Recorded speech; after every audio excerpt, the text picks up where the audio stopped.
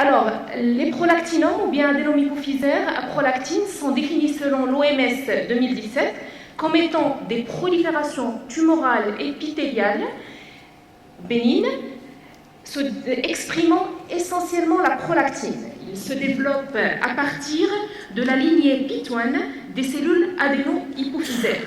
Ce qu'il faut savoir, c'est qu'actuellement, durant la nouvelle classification de l'OMS 2017, on ne parle plus seulement de l'expression des cellules tumorales à la prolactine, mais au facteur de transcription qui a poussé la cellule souche à se différencier vers une cellule sécrétant la prolactine.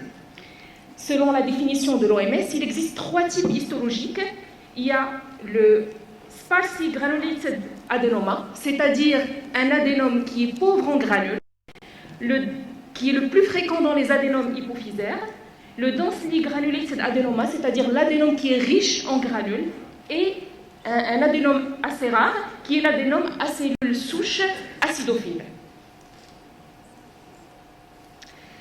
Comme vous savez tous, l'hypophyse contracte des rapports importants avec différentes structures cérébrales. Ça marche pas là.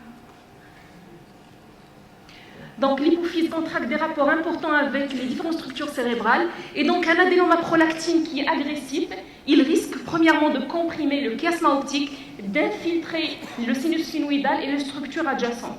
Deuxième chose, le carcinome hypophysaire n'est défini que par la métastase. Et donc la présence d'une tumeur hypophysaire avec une seconde localisation cérébrale définit une métastase en dehors de tout signe histologique d'un carcinome hypophysaire. Et donc là, ce qui est important à reconnaître, c'est qu'il faut une collaboration pluridisciplinaire pour pouvoir caractériser ces adénomes hypophysaires, et surtout à prolactine. Ça, c'est une hypophyse normale. Normalement, l'hypophyse, il pèse approximativement 1 demi-gramme, avec une taille de 13 x 9 x 6 mm.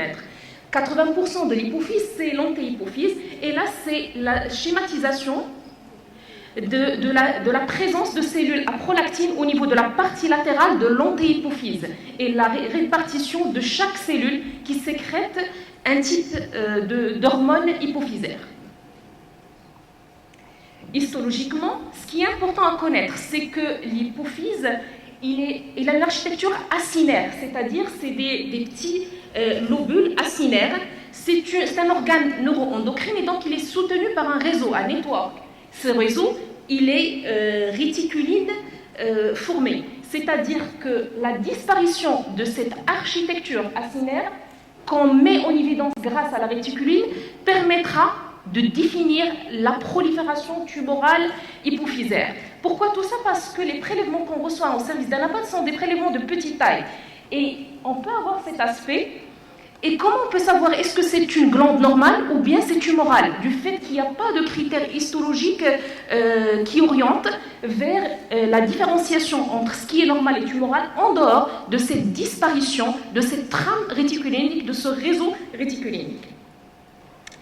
Il faut savoir que l'adénome à prolactine est un diagnostic qui est pluridisciplinaire. Il englobe tout ce qui est clinique, l'endocrinologue, le radiologue. Ce qui est important actuellement dans la classification de l'OMS 2017, c'est que l'agressivité n'est pas seulement histologique, mais il est essentiellement radiologique. Deuxième chose, l'Anapad s'est élargi depuis la morphologie jusqu'à l'histochimie, c'est-à-dire la recherche de ce réseau réticulinéque, jusqu'à l'immunohistochimie, c'est-à-dire qu'on caractérise les sécrétions moléculaires, les sécrétions protéiques de ces cellules tumorales. Et troisième chose, peut-être génétique, et surtout quand on est devant des pinéaloblastomes, qui est la nouvelle entité 2017. Alors, les adénomes hypophysaires sont fréquents, mais ils sont fréquents surtout dans les séries autopsiques, et non pas dans tout ce qui est clinique. Et 50% approximativement des adénomes hypophysaires sont des adénomes à prolactine, dans le sous-type histologique et le sparsely granulated adenoma, qui est le pauvre en granules.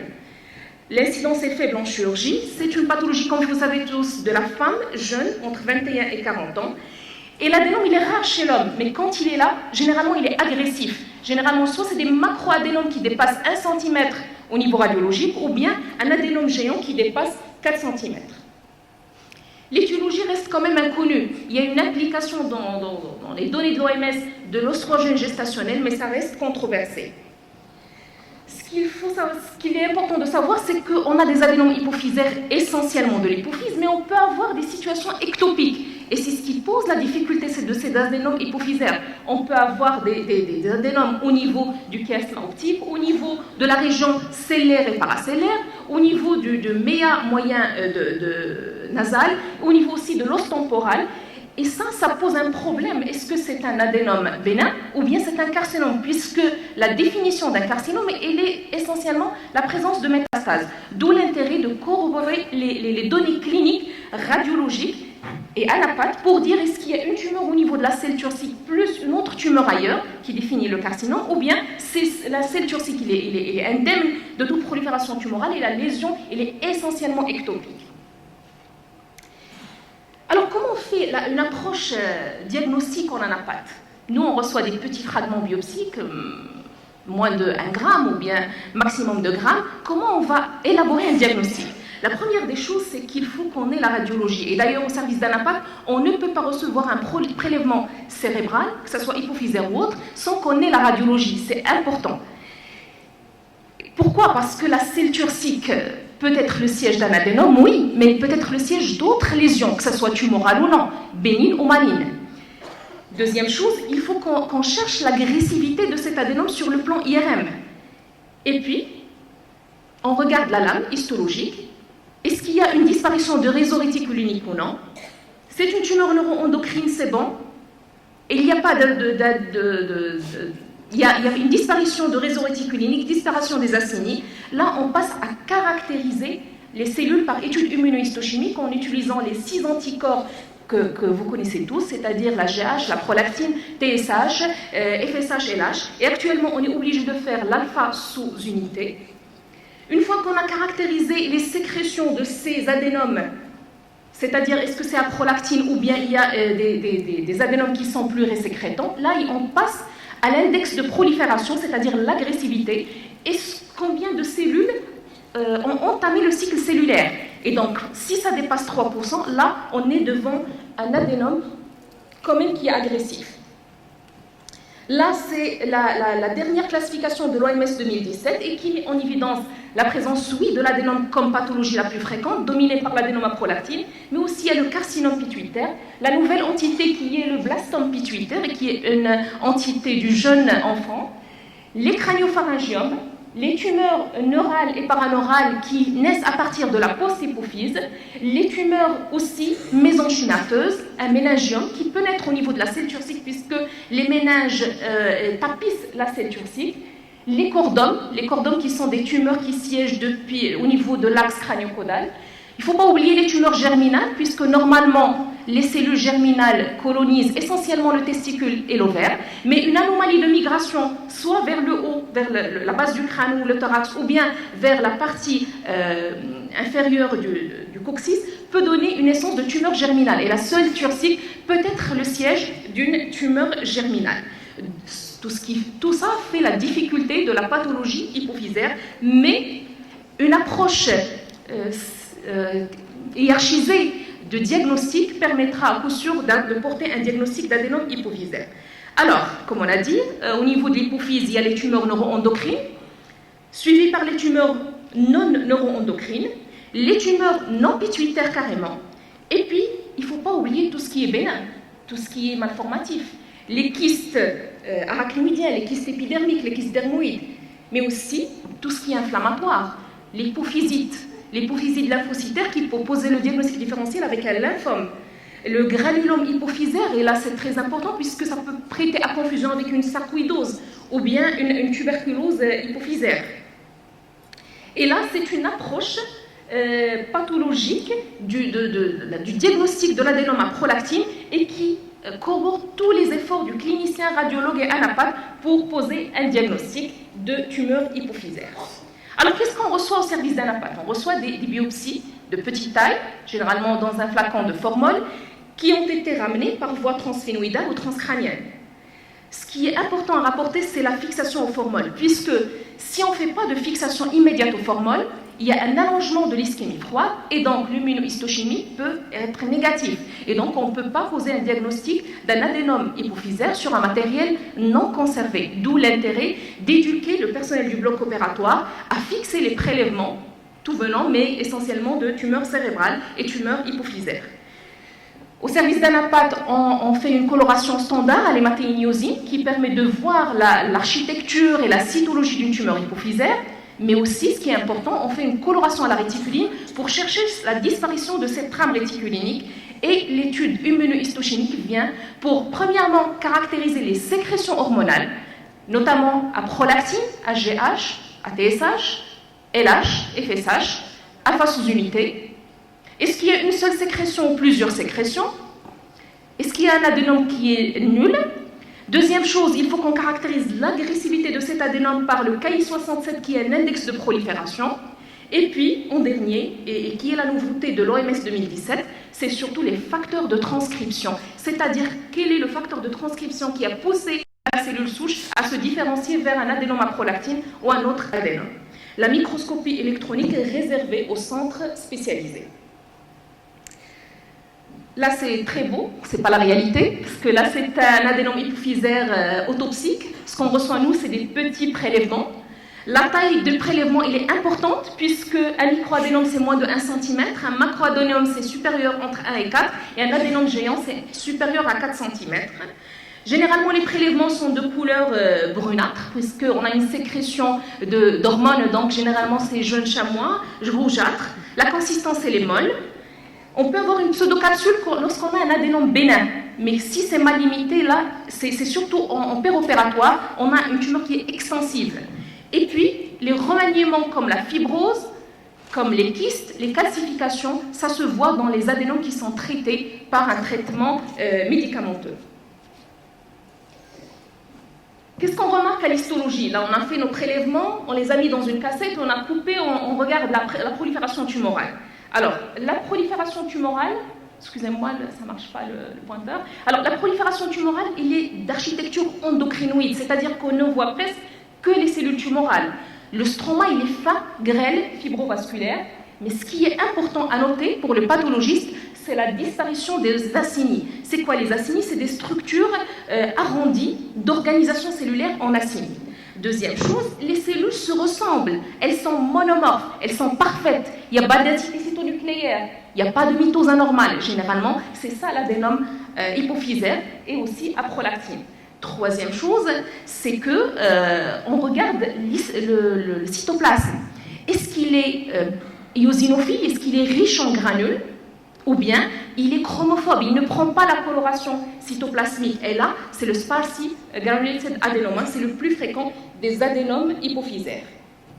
Sur cette slide, on voit la transition entre un parenchyme hypophysaire normal, où on a ce réseau réticulinique, ce network, qui supporte l'hypophyse normale, et en haut, on a la disparition de ce réseau réticulinique. On est là, bel et bien, devant une tumeur hypophysaire d'architecture endocrinoïde. Là, c'est les caractéristiques cytoplasmiques. On voit très bien que le cytoplasme, il est clair, il ne retient pas l'éosine. Donc, c'est un sparsely granulated adenoma. Ce qu'on voit en structure arrondie et un petit peu mauve, c'est les calcifications. Chaque fois qu'on voit ces calcifications, on est presque sûr qu'on est devant un adénome à prolactine. Donc ça, c'est un critère histologique qui permet de nous orienter vers un adénome à prolactine. Là, c'est des corps amylacés, ces structures arrondies eosinophiles, c'est de dépôt amyloïde, et qui est vu en microscopie polarisée, en lumière polarisée, comme des dépôts amyloïdes, et ça se voit dans l'adénome à prolactine. Alors là, on voit la différence en haut entre un adénome à prolactine qui est densément granulaire, en haut, puisque le cytoplasme de la cellule, il est eosinophile, il est rouge, et en bas, le cytoplasme, il est clair. Donc en bas, c'est le sparsely granulated adenoma. La différence se voit aussi en immunohistochimie, la partie marron, où en haut, on a le dépôt de prolactine qui est essentiellement paranucléaire au niveau golgien. alors que au niveau de sparsi adénoma, qui est un petit peu piqueté, granulé au niveau de la prolactine. Et la cytokératine aussi, qui est un marqueur épithélial, diffère en fonction des deux lames histologiques entre le densément granulaire et le sparsi granulaire. Ce qu'il faut savoir que la cytokératine n'est pas obligatoire pour le diagnostic. Ce qu'on fait essentiellement, c'est la synaptophysine lorsqu'on n'est pas sûr que c'est un adénome hypophysaire, puisque la synaptophysine est un marqueur neuroendocrine. Et la cytokératine, là, c'est un marqueur épithélial, si on veut par exemple faire la différence entre un méningiome et un adénome hypophysaire. Donc, l'étude immunohistochimique vient après l'histologie standard, après la réticuline, pour typer ce que secrète cet adénome hypophysaire. On utilise normalement les 7 anticorps qui sont la prolactine, la CTH, la GH, la TSH, la FSH et l'alpha sous-unité pour dire est-ce que c'est un adénome à prolactine ou bien c'est un adénome qui est plurisécrétant. Et deuxième chose, on cherche les marqueurs d'agressivité, mais toujours je dis que l'agressivité, elle est essentiellement radiologique, elle est essentiellement IRM dans la nouvelle classification de l'OMS 2017, puisqu'en 2004, on corrélait l'agressivité avec le P53 et avec le KI67. Actuellement, c'est essentiellement radiologie, plus bien sûr le KI67. Et ce qui est nouveau, c'est ces facteurs de transcription. Puisque chaque cellule tumorale naît à partir d'une cellule souche, et qu'est-ce qui a poussé cette cellule souche à se différencier vers un adénome à prolactine ou un adénome à GH ou autre, c'est ces fameux facteurs de transcription qui poussent la cellule à se différencier vers un ou plusieurs sous-types de l'adénome hypophysaire. Là, c'est un adénome à prolactine qui est sparsely granulated. Et là, on voit une expression cytoplasmique paragolgienne en marron des cellules tumorales à l'anticorps antiprolactine. Là, c'est aussi une expression paragolgienne à côté du noyau. Ce qui est marrant, c'est la sécrétion de prolactine et qui est vue en microscopie optique grâce à l'étude immunohistochimique utilisant les anticorps antiprolactine. La microscopie électronique, elle est réservée au centre de recherche et n'est pas obligatoire pour le diagnostic, sauf ce qui est caractéristique pour ces adénomes hypophysaires à prolactine, c'est surtout l'extrusion des granules sécrétoires au niveau intercellulaire. C'est-à-dire, oui, les granules à prolactine, ça marche ? Très bien. Alors, c'est-à-dire que les sécrétions à prolactine sont au niveau noirâtre cytoplasmique, mais regardez là, ça existe au niveau intercellulaire et c'est ce qu'on appelle l'extrusion sécrétoire des granules par exocytose en intercellulaire. Et ça, c'est caractéristique des adénomes à prolactine. Là, c'est un adénome hypophysaire à prolactine et qui est non traité. Toujours, c'est une prolifération tumorale, épithéliale, d'architecture endocrinoïde. Regardez le stroma qui est grêle. On n'a pas les acinies, il y a une disparition des acinies, il n'y a que une architecture diffuse, ou bien c'est quelques travées. Et là, les cellules sont monomorphes, elles se ressemblent. Les noyaux, ils ont une chromatine scellé-poivre, c'est-à-dire, et c'est caractéristique des tumeurs non endocrines.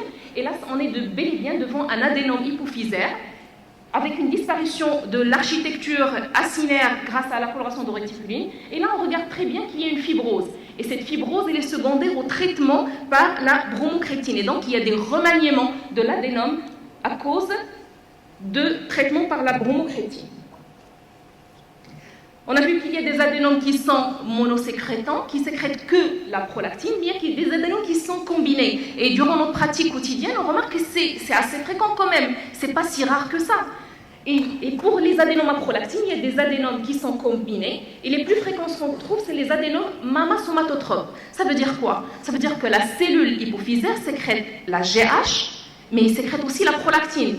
Et ce qui est aussi marrant, c'est que c'est la même cellule qui sécrète les deux hormones. Dans les adénomes mixtes HGH et à prolactine, c'est une prolifération adénomateuse. Il y a des cellules qui sécrètent la prolactine et d'autres qui sécrètent la GH. Et donc, c'est ce qui fait la différence entre l'adénome mamasomatotrope, où c'est une seule cellule qui sécrète les deux hormones, et là, c'est deux cellules distinctes de la prolifération tumorale, comme si on avait deux clones de tumeurs, un qui sécrète la GH et l'autre la prolactine.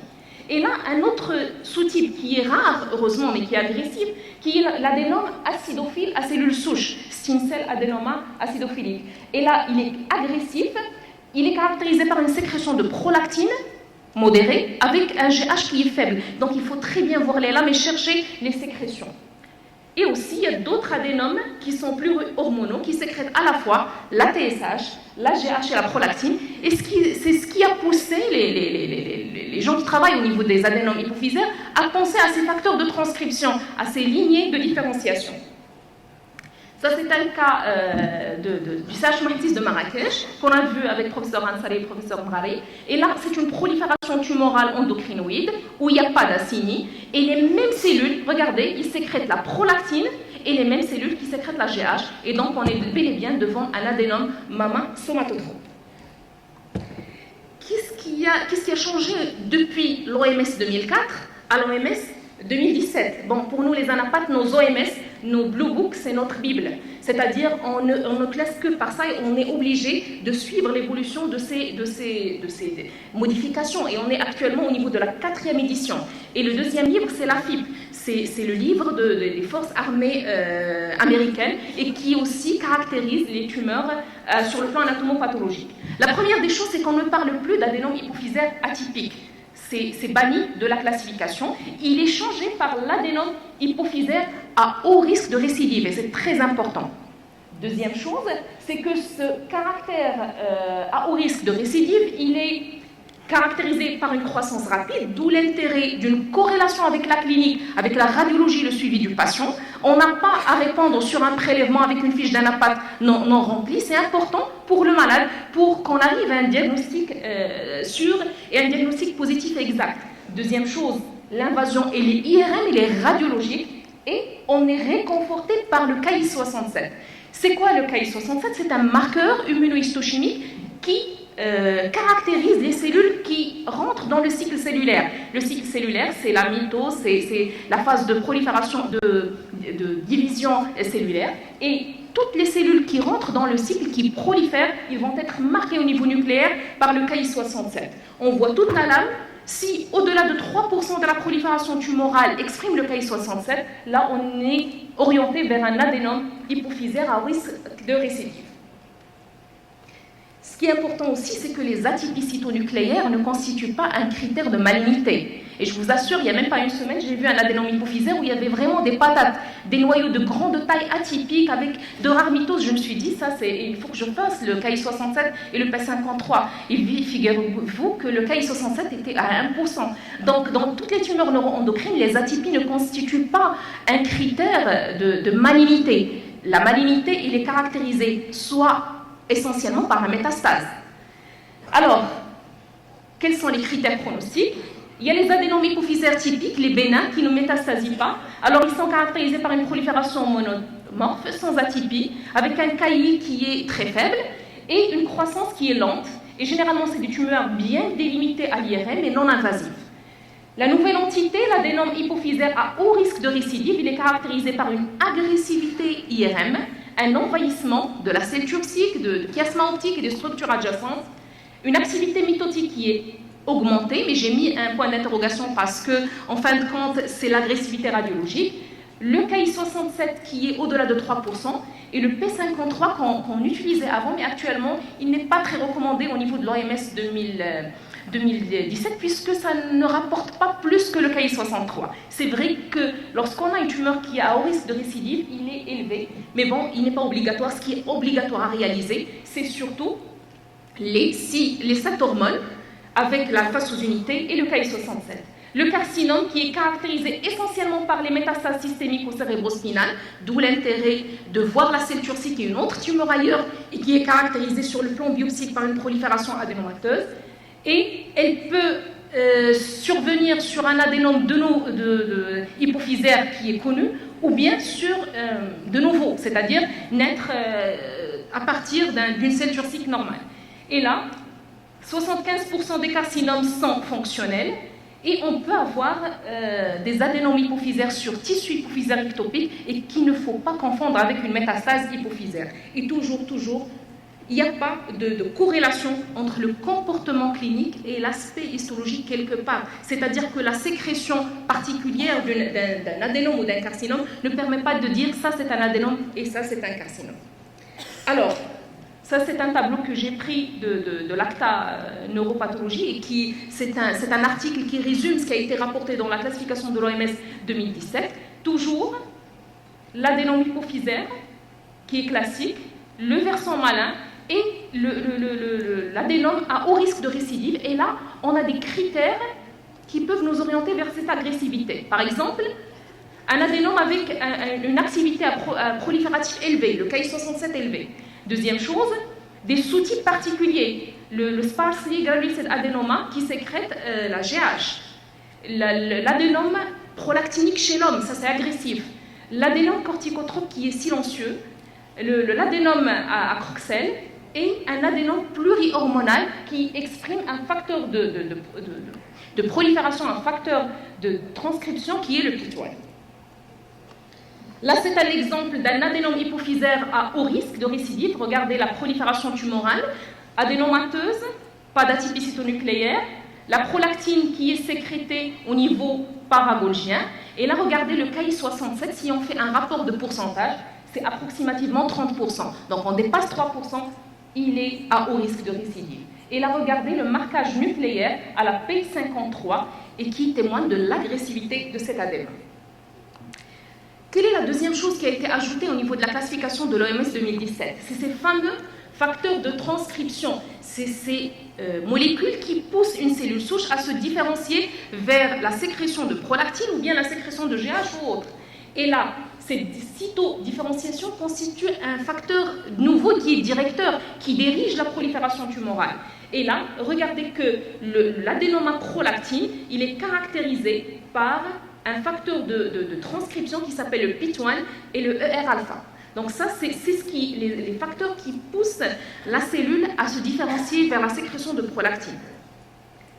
Est-ce que ces facteurs de transcription sont obligatoires pour le diagnostic? Non, pas pour tous les adénomes. Ils ont des indications de réalisation, soit la loi de tout ou rien. C'est-à-dire que soit c'est un adénome qui est immunonégatif, qui n'exprime rien, ni la FSH, ni la LH, ni la TSH, ni la GH, rien. Donc là, on est obligé de chercher les facteurs de transcription, ou bien la loi du tout, c'est-à-dire un adénome plurihormonal. Il sécrète plusieurs hormones, il faut qu'on sache quels sont les facteurs de transcription qui ont poussé cet adénome à sécréter plusieurs hormones. Là, c'est un adénome plurihormonal PIT1. Et regardez la prolifération adénomateuse qui est commune à tous les adénomes. Prolifération avec ce qui s'ajoute, c'est surtout le nombre de mitoses. Regardez là qui est élevé. Mais en dehors, c'est une prolifération neuroendocrine avec des noyaux monomorphes, des noyaux avec une chromatine à sel et poivre. Là, c'est le facteur de transcription, le PIT1, qui est diffus à toutes les cellules tumorales. Et là, c'est la positivité à l'alpha sous-unité, à la TSH et à la GH. Et là, c'est un adénome plurihormonal, PIT1 positif. Là, c'est l'expression de la PIT1 qui est nucléaire et diffuse. Et là, c'est un tableau qui récapitule les différents aspects histologiques de chaque adénome. Et le lactotrope, comme on a dit, c'est essentiellement les sparsely granulated, pauvrement en granules. Densément granulaire, il est rare. Et plus rare, on a l'adénome à cellules acidophile. Et toujours, le facteur de transcription, le facteur qui pousse cette cellule, c'est le PIT1 et le ER-alpha. Alors, pour conclure, je me trouvais d'intéressant et aussi de marrant que cette chanson d'un neuropathologiste, c'est un prof d'anatomie pathologique et de neurochirurgie à San Francisco, et qui, pour enseigner l'anapathie cérébrale à ses étudiants, il compose des chansons. Ces chansons-là, les paroles, elles résument toutes les caractéristiques histologiques et cliniques de la pathologie donnée. Il s'appelle Harry Peter et c'est un enseignant de pathologie. Et cette chanson, elle a été chantée au cours du 10e cours du centre californien des ordres hypophysaires. Et c'est récent, c'est en octobre 2017. Et là, je ne vais pas chanter les paroles, mais je vais les dire. J'aurais aimé, mais bon. Alors, ce monsieur Harry Peter, il a dit que ces patients vont présenter une hémianopsie, une aménorrhée, peut-être une galactorrhée. Sur le plan IRM, on a un néoplasme de la selle turcique et qui va pousser le chiasma optique.